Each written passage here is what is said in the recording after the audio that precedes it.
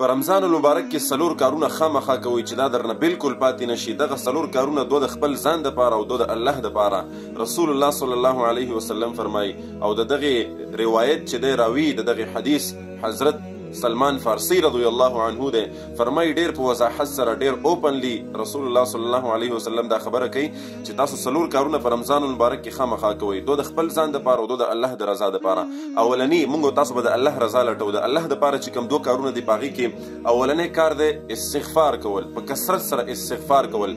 استغفر الله استغفر الله استغفر الله. په رمضان المبارک کې په هر حالت کې تاسو د استغفار اهتمام کوئ. دویم د لا اله الا الله، سبحان الله، الحمدلله، هر یو ذکر چې وي خو استغفار او لا اله الا الله د دې اهتمام به تاسو ډیر زیات کوئ.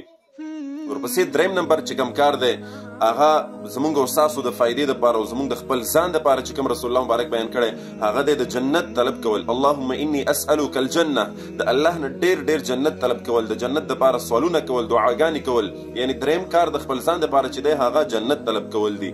او څلورم کار د خپل ځان دپاره چې رسول الله مبارک بیان کړی دی چې دا د خپل ځان دپاره کوئ، د دې اهتمام کوئ، هغه دی د جهنم نه پناه غوښتل، د جهنم د اور نه پناه غوښتل.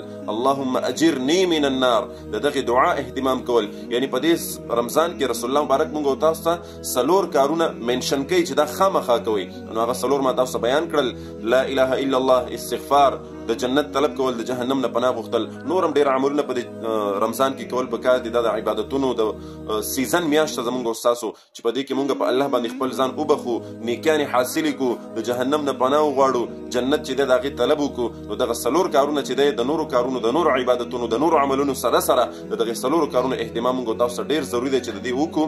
او الله جل شانه خپل آنلاین قرآن او دیني علوم زده کول غواړئ او یا خپلو بچیانو کشرانو ته په خپل کور کې په خپله نګرانۍ کې آنلاین د قرآن حفظ، ناظرات، تجوید، قاعده، مسنون دعاګانې، د اودس، د غسل مسائل، څومره چې دیني مسایل دي دا ور زده کول غواړئ نو هم نن زموږ په دې بیت العتیق آنلاین قرآن اکیډمۍ کې اډمیشن وکړئ، داخله وکړئ. تاسو که د دنیا په هر ګوټ کې په هر ځای کې هم نن زموږ په دې اکیډمۍ کې داخله وکړئ، انشاءالله العظیم په احسنه طریقه سره، په بهتره طریقې سره به ستاسو کشرانو ته، تاسو ته دیني زده کړې درکول کېږي. نو سکرین باندې چې کوم نمبر تاسو ښکاري په دې باندې به موږ سره په وټساپ باندې رابطه ساتئ.